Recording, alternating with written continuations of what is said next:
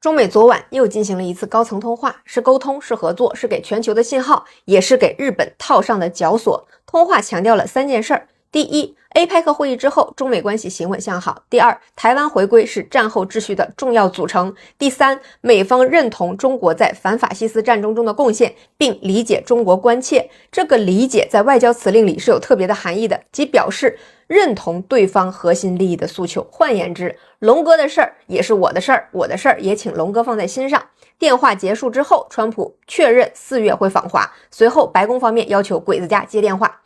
中美这通电话意义深远，可以认为中美俄的本土利益派正在对民主党为首的全球利益派发动围剿。在乌克兰问题上，我们的态度是劝和促谈，只要你们不想打了，我们也不掺和。本质上，支撑乌克兰和支撑鬼子家搞军国主义复辟的都是同一派利益集团。目标很简单，就是制造全球动荡，让资本回流到美国避险，让各地打残之后再抄底资产。这也是强行复苏美元潮汐的一个办法。然而如今特朗普他也不只是美国的总统，他同样也是民主党上台之后第一个要清算的目标。所以在针对全球利益派或者说资本白左政治集团这个问题上，中美俄三方是有着相当大的共识的。在台海局势上，日本现在就是症结本身，先是计划要在最靠近台湾的与那国岛部署中程导弹，距台湾仅仅110公里，然后又公开了自己的车牌号3777。鬼子教科书改得一干二净，但是对自己做了什么是一清二楚啊。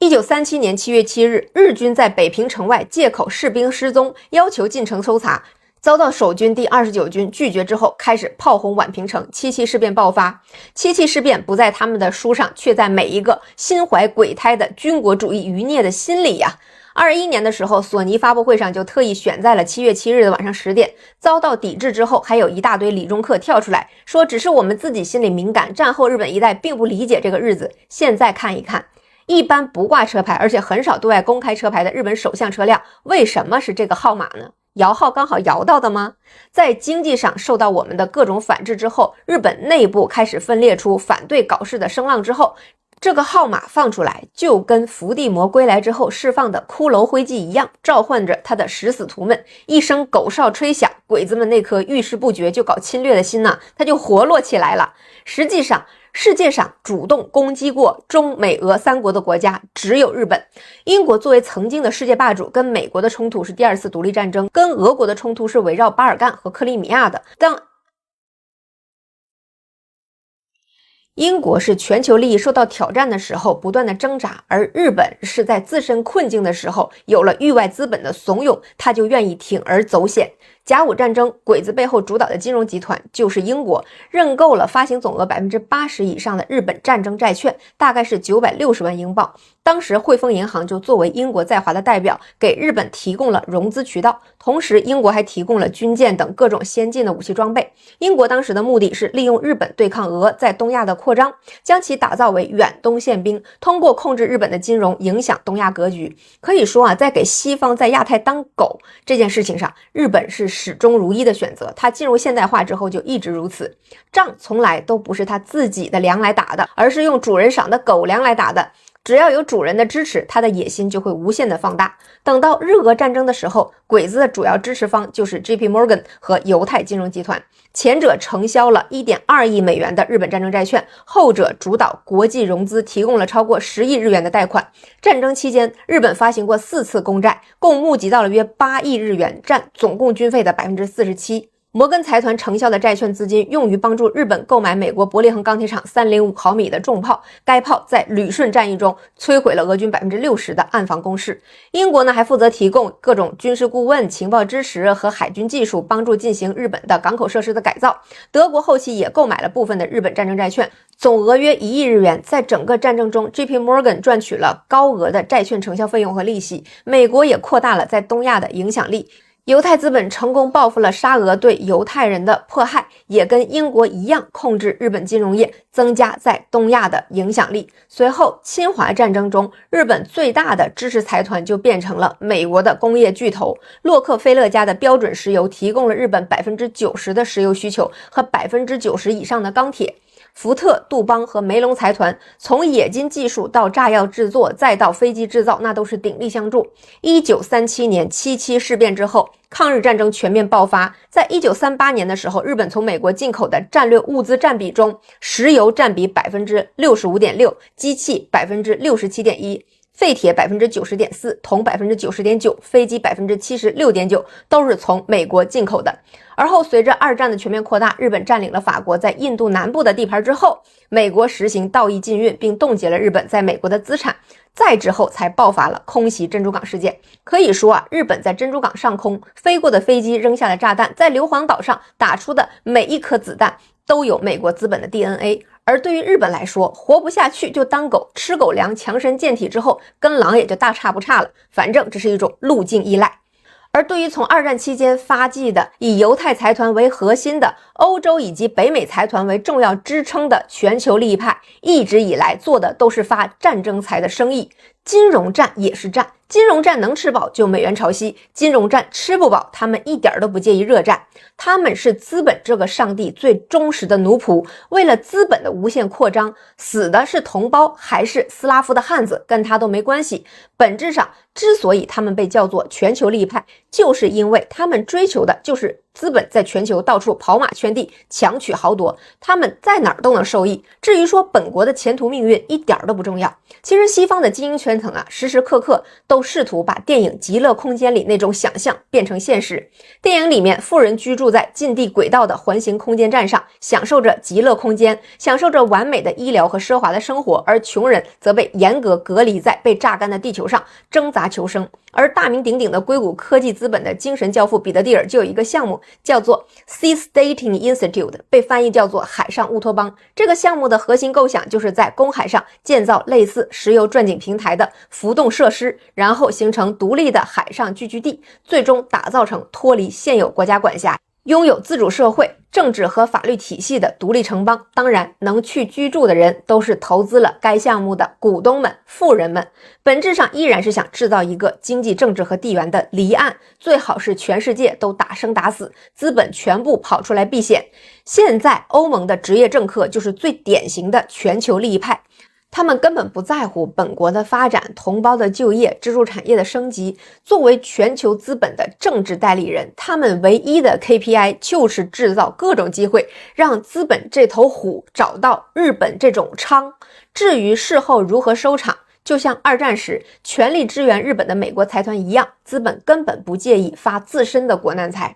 俄乌冲突爆发，其实跟现在鬼子要给军国主义还魂可以说是同一套把式。通过地缘蝎子反复的在对手的核心关切上面去试探，目标就是搞乱对手，驱赶动荡地区的资本避险回到美国，同时打残当地的资产价格，让美元进入抄底。此前我说过，美元现在因为无法恢复美元潮汐，导致降息也不行，保持高息也坚持不住。在川普关税收割咱家失败之后，很明显民主党的势力在卷土重来。日本右翼和民主党把搞事独苗这种弃子扔出来，要的就是个不计后果的主子。退一万步说，可以探探咱家的虚实，毕竟一个乌克兰也是让俄罗斯漏了不少的底。在讲美俄给出28条和平协议那期节目里，我就给各位分析过，川普现在想要的是对华贸易恢复经济、快速增加支持率的算盘，实际上已经被民主党的这只狗给打乱了。但是限于他的总统身份，很多对日本的不满是不能公开表达的，所以就狠狠的给另一条冲锋陷阵的狗一刀。美俄现在给乌克兰和欧洲套上的28条和平意见，其实不单纯是一个分割乌克兰土地和矿产的协议，更宏观一点来看，是跟全球利益派博弈的第一轮的筹码。博弈是动态的。有些同志们留言说，哎呀，这样美俄岂不是就合作了？我们就要受到挟制和孤立了？完全不是如此。每个阶段的主要矛盾是不一样的，每个国家的执政的利益团体的结合点也是不同的，要动态的去平衡和调整。简单说就是时刻争取一切可以团结的力量，抓住主要矛盾，解决主要问题。现在川普的主要矛盾是中期选举，而且要恢复国内的经济。俄罗斯的主要问题是收获战争的果实，恢复国内的经济。我们的主要矛盾是台海问题不容试探，持续增加发展，恢复经济。可以说民主党为代表，欧盟政客和鬼子作为马前卒的全球利益派已经站在了中美俄这3国本土利益派的对立面上。这帮国际利益派正想方设法地延缓美联储的降息，同时在加速自己的昌轨，挑动地缘紧张的步伐，试图在降息之前搞崩一个地区的资产价格。我们的、日本的或者某岛的都可以，资产价格崩了，降息之后的美元才有低价的标的可以夺舍。现在美国国内保持着高息，不单纯是一个高血压的这样的形容，其实更像是美国在用自己的血饲养着一个巨大的蜱虫。国债持有者们、华尔街财团们正在通过吃利息，把美国国内生产创造的所有的资源和生产价值的份额全部吃掉。他们吸不到全球的利益，就在吸自己本土的利益。美国的本土利益派已经开始跟国际利益派产生严重的对立了，这就是两党对立的根本性实质。而俄罗斯的全球利益派，随着欧美冻结了俄罗斯的海外资产，其实已经被挤得差不多了。最好笑的就是那些自己反俄的俄罗斯寡头，现在成了被自己养大的政客们收割的对象。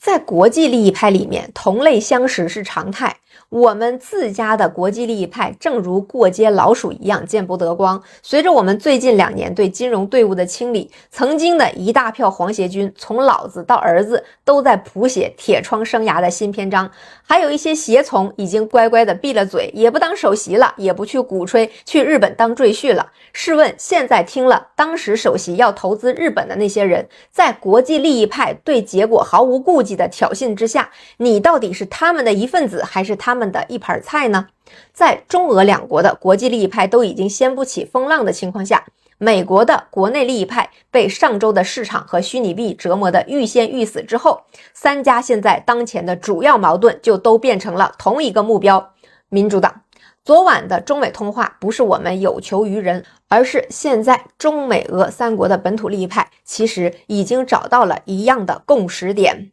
现在美俄正在借俄乌停火的问题挤压欧洲和民主党的利益。俄乌停火并不会简单的因为白宫和莫斯科的协议停下来，真正停下来其实必须是乌克兰和背后的欧美全球利益派，以及美国的本土利益派和俄罗斯达成利益的妥协，才能取得和平的结果。如今中美通话，川普已经确认4月受邀访华，受邀2字其实就包含着目前中美的本土利益派取得了一定的共识。那么4月如果川普得到了跟我们的大交易，中美关系得到缓和，对其中期选举的帮助是非常大的。那川普为了自己心心念念的大单，以及对美国的利益去敲打盟友日本和民主党的搅局，就顺理成章了。而且还显得是他反向利用了民主党的狗，达到了自己的目的，可谓是英明神武，赢血永存。所以昨天纳指就被这个消息一鼓舞啊，垂死病中惊坐起。之前的 AI 恐慌也不慌了，流动性危机也不怕了。现在的全球经济基本面分析可以说只有政治这一个面了。实际上这次通话并不是我们拿本子没有办法了，然后给川普打了个电话让他帮个忙，而是我们在进行事实性的改变之前，要对当前的大国做出一个利益分配前的沟通。如今啊，敌国条款已经拿出来了，琉球法理性基础也摆在了联合国的台面上。就像开篇我讲，日本对中美俄3国发动过袭击的背后，其实是一次次的利益分配。那么实际上现在要处理的就是战后我们实力不允许上牌桌造成的历史遗留问题。中国现在强大起来之后，在地缘稳定和政治局面中势必需要其他方面进行退让，留出我们自身的战略空间，否则我们就不介意硬碰硬，这才是这通电话的真正基础。世界政治上不存在你求我帮个忙我就好心答应你的好事儿。美国愿意理解中国关切的本质是，我们现在有实力让利给川普，让利给共和党，那么接下来我们的利益势必也要被满足。在中美俄3国主要矛盾能够达成一致的这个角度上来说，日本的问题上，琉球问题势必是会被提上国际日程的。日本的战后地位估计要迎来一波新的清算和洗牌，我们挺进西太平洋的步伐并不会停止。昨晚这通通话的真正威力，估计要在1-2个月之后慢慢呈现为战线上的改变，各位不妨拭目以待。这么长都看完了，关注一下吧。